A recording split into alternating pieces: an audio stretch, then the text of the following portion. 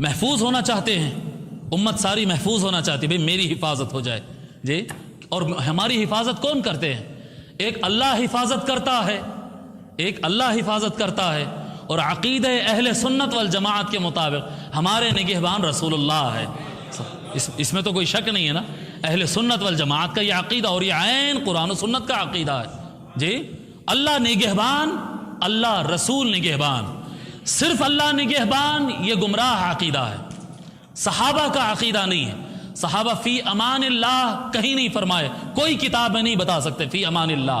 हदीस की किताब में फ़ी अमानिल्लाह, अल्लाह की निगहबानी में, अल्लाह की हिफाजत में, किसी हदीस की किताब में कोई सहाबी ने कभी कहा हो अल्लाह की हिफाजत में, नहीं। सहाबा जब कहते फ़ी अमानिल्लाहि व रसूल, अल्लाह रसूल की हिफाजत में, अल्लाह रसूल की हिफाजत में।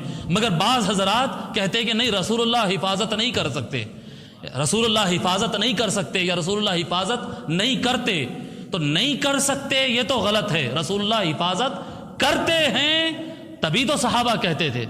नहीं, जब तो अरे बाहयात विसाल ये सब बातें मत लाओ, फ़ी अमानिल्लाह कहते ही उसको थोड़ा जो दूर जा रहा है।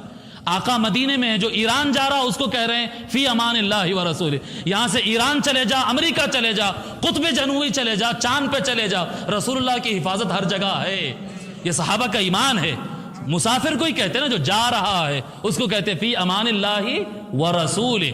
सो अक़ीदे सहाबा, अक़ीदे मुस्लिमीन ये है कि अल्लाह रसूल दोनों की निगहबानी होती है, दोनों की हिफाजत होती है। हाँ, कुछ लोग ऐसे होते हैं जिनके बारे में अल्लाह ने कह दिया कि महबूब आप उनकी हिफाजत, आपकी जिम्मेदारी नहीं है उनकी हिफाजत करना, छोड़ दो उनको।